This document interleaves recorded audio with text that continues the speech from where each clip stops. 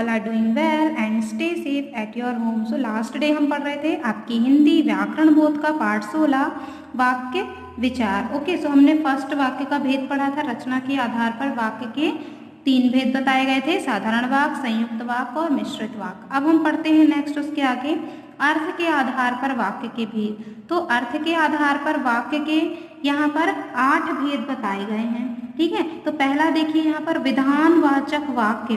विधानवाचक वाक्य क्या है? इसमें किसी बात या कार्य के सामान्य रूप से होने या करने का पता चलता है ना। जैसे वह बीमार है ना, मतलब सामान्य सी बात हमें पता चल रही है कि वह बीमार है।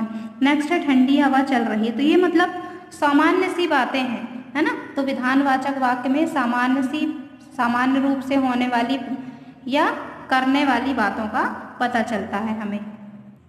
नेक्स्ट है निषेधवाचक या नकारात्मक वाक्य, मतलब नहीं में जो आंसर हमें यदि है वाक्य है तो इससे क्या पता चलेगा कि यह निषेधवाचक वाक्य है ना। इसमें किसी बात या कार्य के ना होने या ना करने का भाव प्रकट होता है।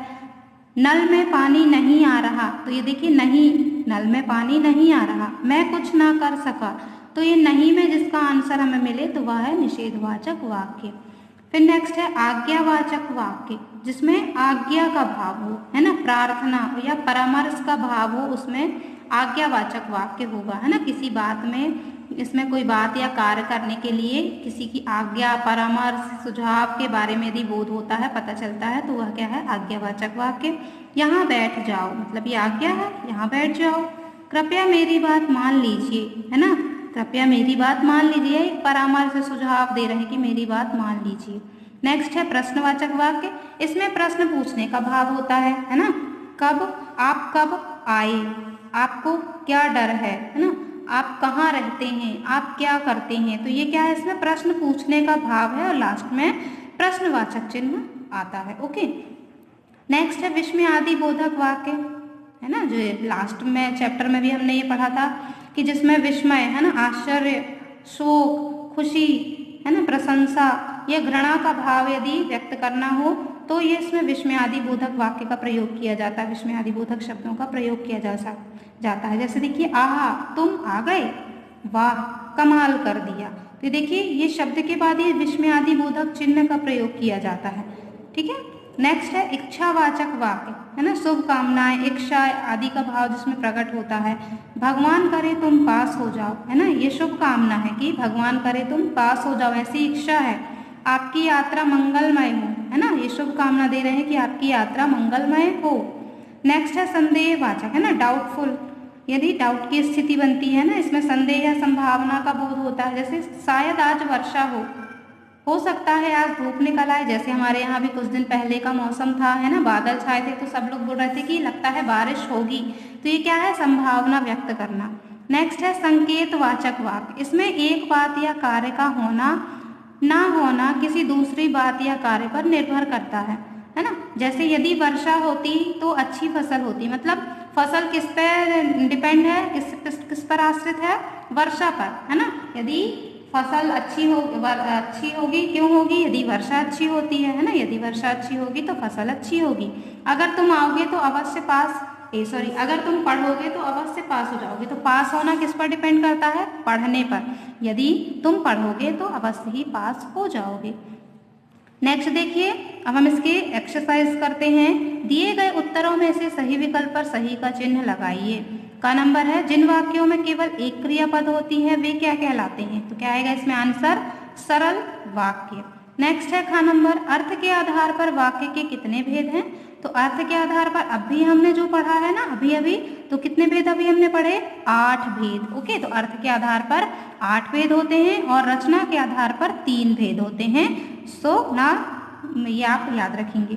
नेक्स्ट है ग नंबर, मजदूर काम खत्म करके घर चले गए, वाक्य में विधेय है विधेय क्या है इसमें? देखिए मजदूर तो क्या है इसमें? उद्देश्य हो गया, उसके बाद का जो वाक्य बचा है वो क्या कहलाता है? विधेय। तो काम खत्म करके चले गए, यह क्या है? विधेय है इसमें। नेक्स्ट है रिक्त स्थान भरकर पूरे कीजिए। का नंबर देखिए, डैश के आधार पर वाक्य सरल, संयुक्त और मिश्रित होते हैं। तो ये क्या, रचना के आधार पर वाक्य सरल, संयुक्त और मिश्रित होते हैं। 3 भेद हैं रचना के आधार पर। फिर है मनोभावों को व्यक्त करने वाले वाक्यों को इच्छावाचक वाक्य कहते हैं, है ना। अपने मन के भावों को व्यक्त करने वाले वाक्य इच्छावाचक वाक्य कहते हैं उसे।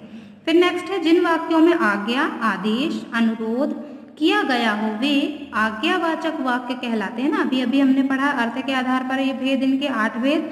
तो ये क्या है, जिसमें आज्ञा, आदेश और अनुरोध किया गया हो वह आज्ञावाचक वाक्य कहलाते हैं।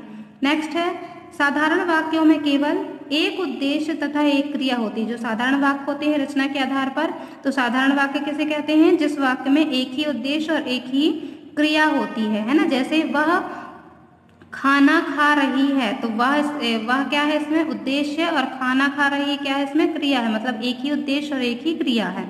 तो ये साधारण वाक्य होगा। नेक्स्ट है संदेहार्थक वाक्य में कार्य के होने में संदेह या संभावना व्यक्त किया जाता है ना। संदेह में डाउट की स्थिति जिसमें हो तो संदेह या संभावना व्यक्त की जाती है। नेक्स्ट देखिए अर्थ के आधार पर वाक्य भेद बताना है हमें यहाँ पर, ठीक है।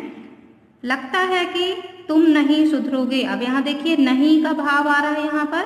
अर्थ के आधार पर हमने पढ़ा था ना कि नहीं जिसमें हमें दिख जाए, है ना, वाक्य हो नहीं वाला, तो उसमें क्या होगा, निषेधवाचक वाक्य, है ना, मीन्स नकारात्मक वाक्य भी हम कह सकते हैं।